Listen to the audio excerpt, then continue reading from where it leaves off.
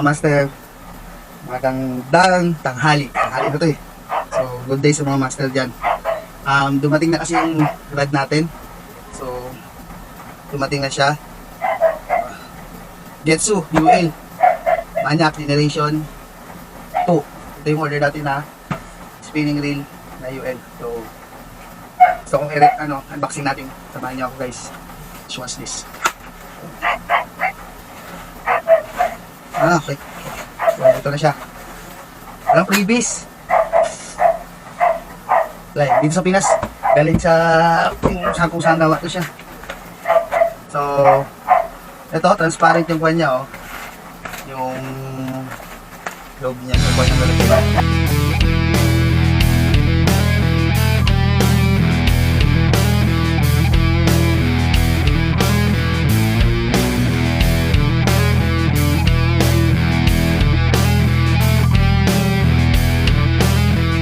Nakikita yung rod. So, check natin una yung bat rod. So, ang ano pala ng specs pala, 210 cm. Yan. Tapos, line weight niya, 3 to 7 pounds. Lure weight, 1 to 10 grams. Box drag, 5 kg. So, unahin natin tingnan yung bat guys. So, check natin yung bat. Gold with black. So, yung bat niya, yung dulo, parang yung sa Kapong. Yung generation 3 ng Kapong. Yung makinis siya. Okay siya. Gold. Parang Getsu.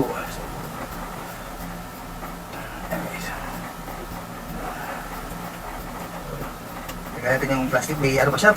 Plastic siguro para hindi magasgasan. Kasi parang ano siya ng old na chrome. So, syempre, automatic. Hindi siya katulad ng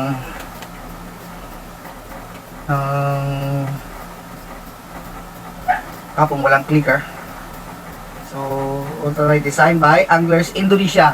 Oh, direct ko rin talaga ito na order sa kanila. So, yung hindi ko lang alam kung ano to, Fuji ba to?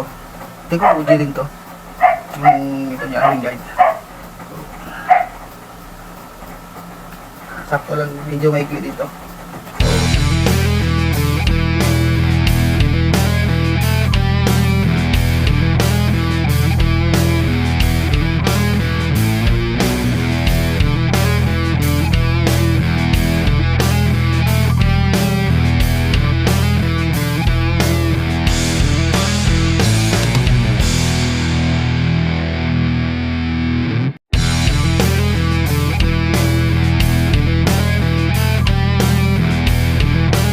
Yung tip naman guys, tignan natin.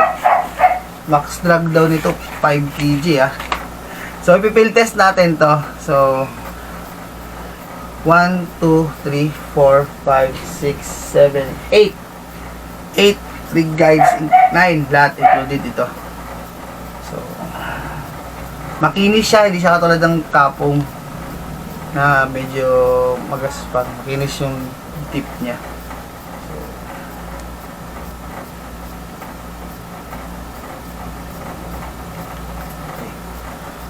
So, solid tip guys. Yan, kita nyo, solid tip.